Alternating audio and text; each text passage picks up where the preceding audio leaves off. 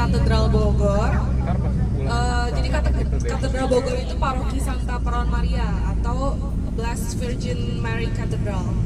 Jadi bangunan gerejanya itu bisa dibilang heritage building, jadi itu cukup kuno lah.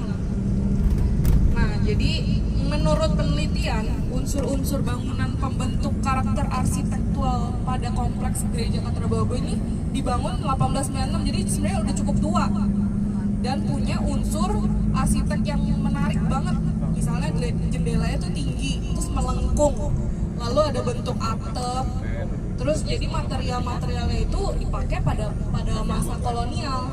Jadi sebenarnya udah cukup jadul lah. Zaman VOC ya, betul.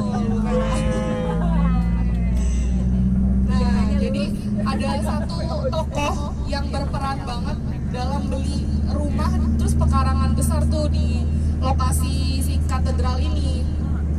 Nah, ini jadinya si Claessens namanya tokohnya. Dia itu tokoh penting yang jadi cikal bakal pekarangan yang dia beli itu menjadi katedral. Nah, rumah tersebut awalnya digunakan untuk misa dan istirahat para tamu dari Jakarta. Jadi kan mungkin yang ingin relax atau healing ke area Bogor, biasanya tamu-tamu dari Jakarta tuh. Nah, jadi seiring perkembangannya umat, jadi katedral maka berkembanglah menjadi pusat kegiatan Katolik di Bogor si katedral ini. Tuh.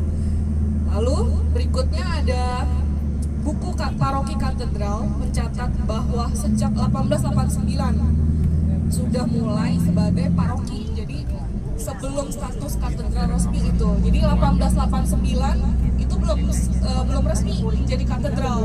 Setelah tahun itu baru resmi menjadi katedral. Nah, jadi menunjukkan bahwa komunitas umat Katolik Bogor itu udah aktif banget jauh sebelum menjadi katedral. Jadi sebelumnya itu kan paroki Santa Perawan Maria. Nah, ini pada tahun 1889 itu udah resmi jadi katedral. Jadi seluruh umat wilayah Bogor itu sebenarnya cukup aktif di sana.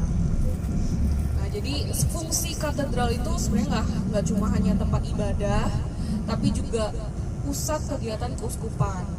Jadi kita nanti lihat sendiri gimana lingkungan katedral itu, yang dimana pusat katedral ini mencakup seminari, pastoran, sekolah, dan bruderan mulia gitu. Jadi nanti ada